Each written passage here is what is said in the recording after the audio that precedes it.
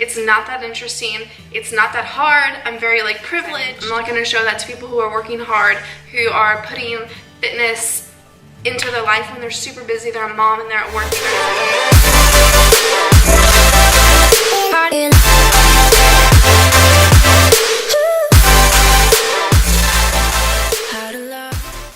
Hey love bugs, what's going on? How are you doing today? Good? Because I've been an emotional freaking wreck today.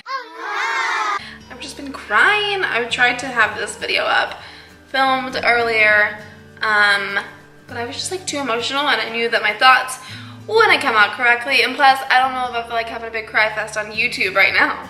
I'm a Pisces, so I feel things pretty deeply. If I'm happy, I cry. If I'm sad, I cry. Everything just makes me cry a lot, but that's okay, guys. I don't mind owning up to my emotions. What I want to talk about today is if you are struggling to feel strong, if you're struggling to feel sure, if you are just struggling to like, you don't know about the path that you're headed down in life, and I just want to talk about that. I want to be completely honest, completely open and raw with you guys. I don't feel like editing or cutting a whole bunch of stuff. I'm not going to try to put on makeup and do my hair and stuff as if that's who I've been today. I do that for some videos if I want to look presentable, but normally, you guys, this is just who I am. I'm here, chilling, living life. So I have this YouTube channel to spread knowledge and health information to you guys. I really enjoy creating content. I feel like there is a powerful message that I could send to women.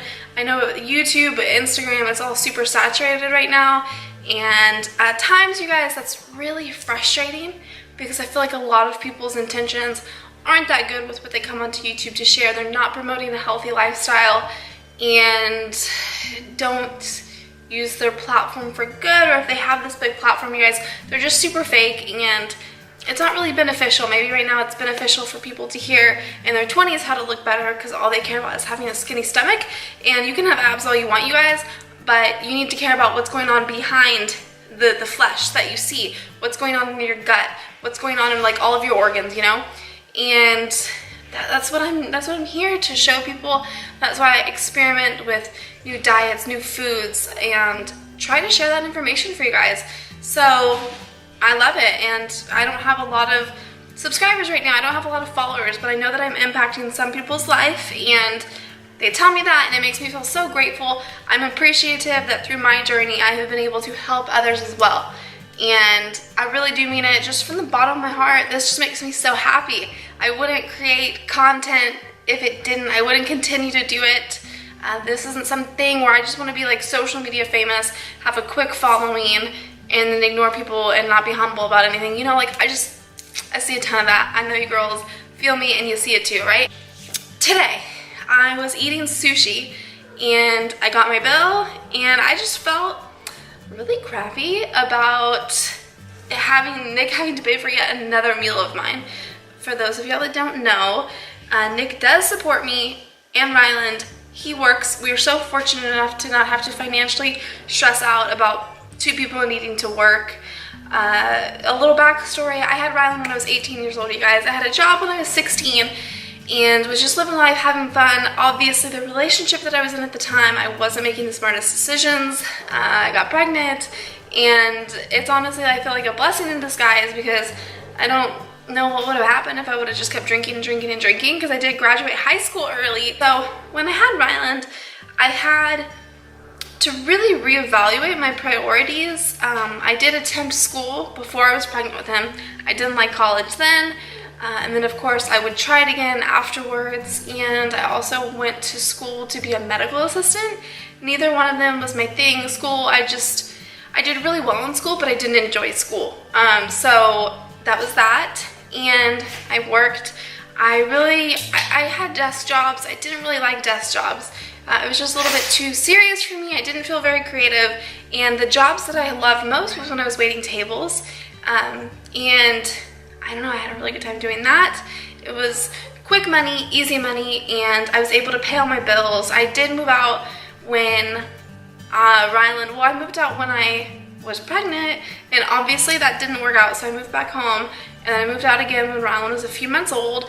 I was 18, but I knew that I needed to be a really, really good, positive influence in his life because I felt like from the other side, wasn't gonna get much of that. So I needed to be really strong for him, and paying the bills was just natural. It's just what I needed to do. We needed to live on our own.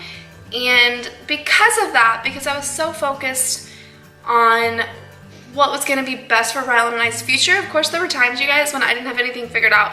I ran off to California trying to live life there. Nick is from California. It wasn't completely random. I fell in love with it. I wanted to try life out there. And a lot of times I really was confused. I had slept on friends' couches. Sometimes I would go a couple weeks without a job. I was working at daycares a lot. I was like super unhappy. So my path was kind of set in stone in a way because I had to just keep going and financially providing for Rylan and I. And I mean, I didn't really have a choice. Like, I don't know, I wasn't anything great. I wasn't anything like, I'm not stronger than anybody because I went through these things. It's just that's the reality of what my life was for a few years. So Nick and I actually dated in high school, met up again when I was pregnant. We talked, finally dated about a year and a half after Rylan was born. And those first 3 years Nick and I were together, I lived on my own while he lived at home. And so I was kind of like a single mom. He didn't pay my bills for me towards the end, right before, of course, we moved in together. He was helping out a little bit. He'd buy dinner, he'd pay for gas, stuff like that. But majority of the time I was pretty much a single mom, and I felt good. I felt like independent, even though it was like the only choice that I had to be independent. And so, you know, like, it was hard. I'm not going to dwell on it. People have it a lot worse than I do. I understand that I was privileged to even be able to raise Rylan on my own and have the luxury of just, I don't know, having a kid. Some people can't even have a kid, so I wanted to do the best that I could. I'll get sidetracked if I go off on that too much, but, you know, it was nice when Nick, he bought a house and he got a promotion pretty soon after we moved into that house at a new job, and it made things a lot less stressful. And so I had the opportunity for once to not have to just stress out so much about life, and I got to stay home. Then I started to refinish furniture, Crafty Apty, that was the thing. I fell in love with that. It was a really good creative source. It was bringing in money, so I didn't have to feel bad because, you know, I felt kind of bad not helping financially because I was so used to providing for myself that, I don't know, I wanted to help. And that didn't really work out. But I really, really tried. I gave that my all for like a year. I don't know, I didn't end up loving it, and I started to get way more involved with fitness. So, I don't know, then I found fitness. I started my Instagram, and then I decided, you know, I want to sell fitness plans. I want to sell meal plans. And it was stressful. I wasn't ready to do it, you guys. I didn't go to school for this. I need to finish my personal training certificate. But I realized I still was learning so much about myself that I don't need to be trying to like manage a large amount of people, right? And of course I still help people here and there, and it'll bring in money here and there, but right now I'm just so focused on YouTube right now, and I feel like I do a better job of learning something and explaining it as a whole so everyone can watch it.